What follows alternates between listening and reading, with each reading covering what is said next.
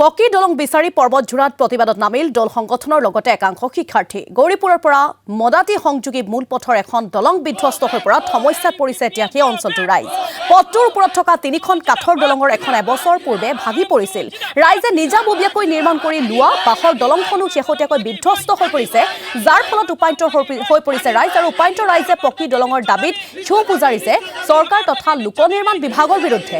অঞ্চলটোত শীঘ্ৰেই পকী দলঙৰ ব্যৱস্থা যদি নকৰে তেন্তে আগন্তুক পৰিষদীয় নিৰ্বাচনত ৰাজনৈতিক নেতাৰ প্ৰৱেশ নিষিদ্ধ কৰাৰ হুংকাৰ প্ৰদান কৰিছে প্ৰতিবাদকাৰীসকলে। আৰু প্ৰতিবাদ চলি পৰা সামগ্ৰিক পৰিৱেশ দেখাব আমাৰ সাংবাদিক দিলৱাৰ হুছেইনে। সদায় বিকাশৰ কথা কয়, কিন্তু আচলতে প্ৰকৃততে কিমান বিকাশ হৈছে আজি দেখা গৈছে যে পৰ্বতঝোৰাত যি মদাতি আছে, মদাতিৰ পৰা গৌৰীপুৰ সংযোগী যিটো পথ আছিল, সেই গড়কাপ্তানি পথ, সেই পথৰ ওপৰত যিটো জোৰাজীৰ্ণ কাঠৰ দলং ভাঙি যোৱাত কিন্তু ৰাইজ আজি ওলাই আহিছে প্ৰতিবাদ সাব্যস্ত কৰিছে। সমগ্ৰ পৰিৱেশ মোক সতীৰ্থক দেখা পাইছোঁ। চাওক, এনেকৈ দল সংগঠনৰ লগে স্কুলীয়া ছাত্ৰ ছাত্ৰী ওলাই আহি এখন দলঙৰ কাৰণে প্ৰতিবাদ কৰিব লগা হৈছে।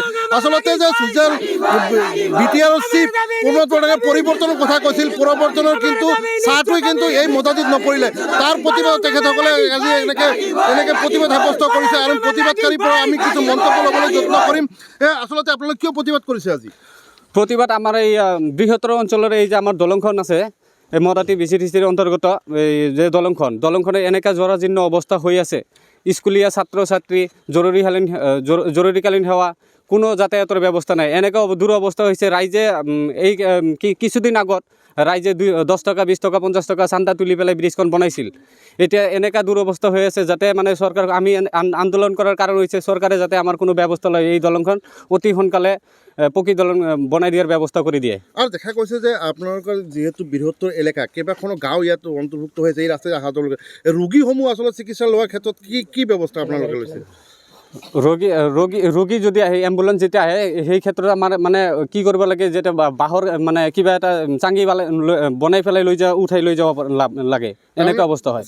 চাঙি কেনে ব্ৰিজখন পাৰ হৈ পিছতহে বা যিকোনো এটা গাড়ীত উঠাই লৈ যাব লাগে, এনেকুৱা দূৰ অৱস্থা। যিহেতু আপোনালোকৰ পৰিষদীয় নিৰ্বাচন কাষ চাপিছে, নিৰ্বাচন কেইটামানহে মাহ বাকী, এনে ক্ষেত্ৰত আপোনালোকৰ প্ৰতিবাদ আৰু যদি আপোনালোকৰ দাবী মানি নলয় তেতিয়াহ'লে আপোনালোকে কি কৰিব? তেতিয়াহ'লে আমি যদি আমাৰ দাবী মানি নলয় তেতিয়াহ'লে আমি আমাৰ ভোট বৰ্জন কৰিবলৈ বাধ্য হ'ম। আমি ৰাইজে সজাগ হৈ পেলাই, ৰাইজে মিলি পেলাই আলোচনা কৰি পেলাই লাগিলে আমি ভোট বৰ্জন কৰিম, আমাৰ এই দলংখন যদি পকী নকৰি দিয়ে। দেখা গৈছে যে এইটো ৰাস্তাৰে আপোনালোকে বহিৰ্বিশ্বৰ লগত যাতায়াত কৰিব লগা হয়, এইটো ৰাস্তাৰে আপোনালোকে গৌৰীপুৰ টাউনলৈকে যাব লগা হয়। স্কুলৰ ছাত্ৰ ছাত্ৰী যোৱাৰ ক্ষেত্ৰত আচলতে কেনেকুৱা পৰিস্থিতিৰ সৃষ্টি হয়?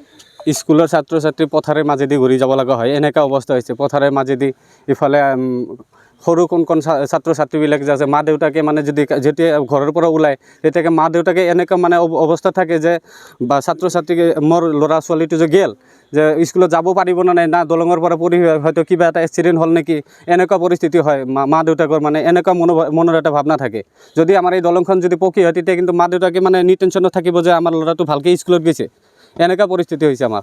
দেখা গৈছে যে দিলৱাৰ হুছেইন, আপোনাক এই মুহূৰ্তত ধন্যবাদ জনাইছোঁ তেওঁলোকৰ দাবীসমূহ শুনোৱাৰ বাবে আৰু লগতে প্ৰতিবাদ চলি পৰা আমাৰ সামগ্ৰিক পৰিৱেশ দেখুৱাৰ বাবে।